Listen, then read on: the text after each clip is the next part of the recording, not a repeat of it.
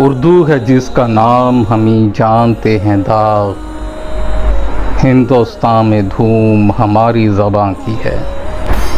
हिंदुस्तान में या पंजाब के दीगर इलाक़ों में उर्दू की सूरत हाल कुछ भी हो, लेकिन जब हम मालेरकोटला की तरफ देखते हैं तो यहाँ 1947 से पहले जो हालात थे बाद में भी उनमें कोई ख़ास तब्दीली रूनुमा नहीं हुई।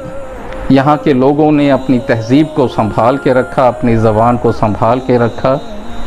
सरकारी तौर पर चाहे कुछ भी ज़बानों के मामले में फ़ैसले होते रहे हों, लेकिन यहाँ के कुछ इदारों ने मालेरकोटला में उर्दू को ज़रिया तालीम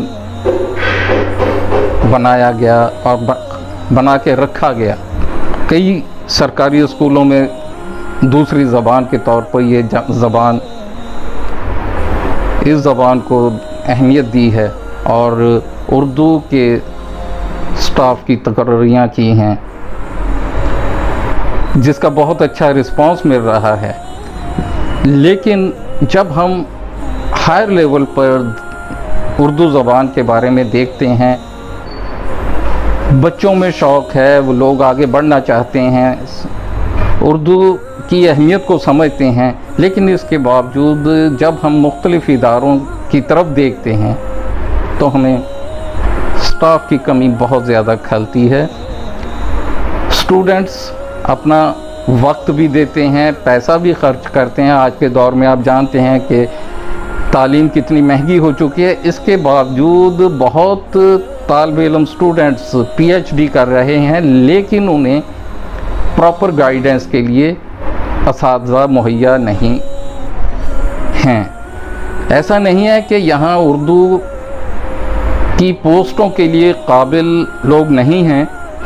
बहुत से लोगों ने यहाँ PhD की है, अब तो B.Ed करके भी आए हैं। B.Ed करने वाले तकरीबन सरकार ने एडजस्ट कर लिए हैं अपने स्कूलों में, लेकिन कॉलेजों में हायर लेवल पे जब हम देखते हैं यूनिवर्सिटीज़ वगैरह में तो वहाँ सिर्फ एक आदमी पूरे डिपार्टमेंट को चला रहा है। बड़े ये बात समझ से बाहर है कि एक लेक्चरर या एक टीचर या एक प्रोफेसर पूरे डिपार्टमेंट को वो कैसे चलाता है। वाकई उनकी मेहनत को देखते हुए उन पे रश्क भी हो रहा है, लेकिन थोड़ा अफसोस भी हो रहा है कि अगर सरकार और हमारे जो ज़िम्मेदारान हैं इस तरफ ध्यान दें तो ये जो उर्दू की तरक्की में रुकावटें हायल हैं या जो लोग कमियां महसूस करते हैं उन्हें दूर किया जा सकता है। ऐसा नहीं कि उर्दू का स्कोप हिंदुस्तान में नहीं है। अगर हम फिल्म इंडस्ट्री की तरफ देखें या ये इलेक्ट्रॉनिक मीडिया की तरफ जाएं तो यहाँ उर्दू की बहुत ज़रूरत है।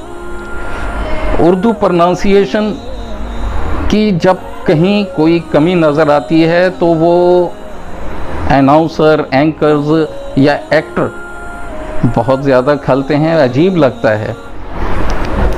तो अगर हम इधर अदालतों में जाएं या रेवेन्यू का रिकॉर्ड देखें तो पुराना रिकॉर्ड सारा उर्दू में मिलता है और वहाँ उर्दू ज़बान ना जानने की बिना पर बड़े बड़े फ़ैसले रुके रहते हैं। इन चीज़ों से बचने के लिए लोग अब उर्दू की ज़रूरत को महसूस करने लगे हैं और इधर आ रहे हैं और अच्छे अच्छे एक्टर उर्दू ज़बान सीखने की कोशिश करते हैं, लेकिन स्क्रिप्ट से नावाकिफ़ होने की बिना पे वो देवनागरी स्क्रिप्ट या दूसरे रोमन स्क्रिप्ट के ज़रिए उर्दू बोलने की कोशिश करते हैं, मगर वहाँ भी वही बात स्क्रिप्ट की आती है कि स्क्रिप्ट के बग़ैर किसी ज़बान की तरक्की या हम उसको सीखने की बात नहीं कर सकते।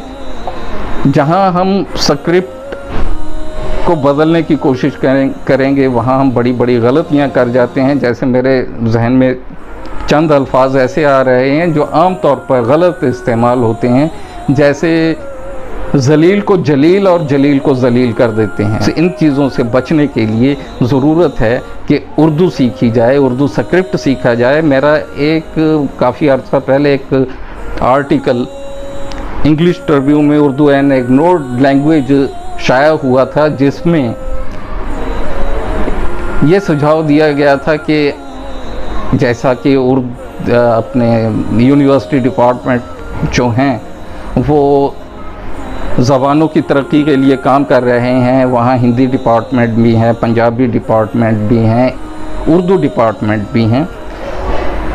उनके लिए एक सुझाव दिया था कि पंजाबी एमए में अगर उर्दू का एलिमेंट्री उर्दू का एक पेपर शुरू कर दिया जाए और हिंदी एमए में उर्दू का एक एलिमेंट्री पेपर जिसमें उर्दू रस्मुल ख़त सिखाया जाए, और उर्दू एमए वालों को पंजाब में तो तकरीबन पंजाबी गुरमुखी स्क्रिप्ट जानते हैं, अगर देवनागरी का भी एक पेपर रख दिया जाए तो इससे हमें एक दूसरी ज़बान को सीखने, पढ़ने और जानने का मौका मिलेगा। और इस बात पर अमल करते हुए पंजाबी यूनिवर्सिटी की तरफ से मेरा ख्याल है, मेरी इसी बात को उन्होंने मलहूज़े खातिर रखते हुए पंजाबी एमए में उर्दू का एक पेपर शुरू किया और बड़े कामयाबी से वो चल रहा है।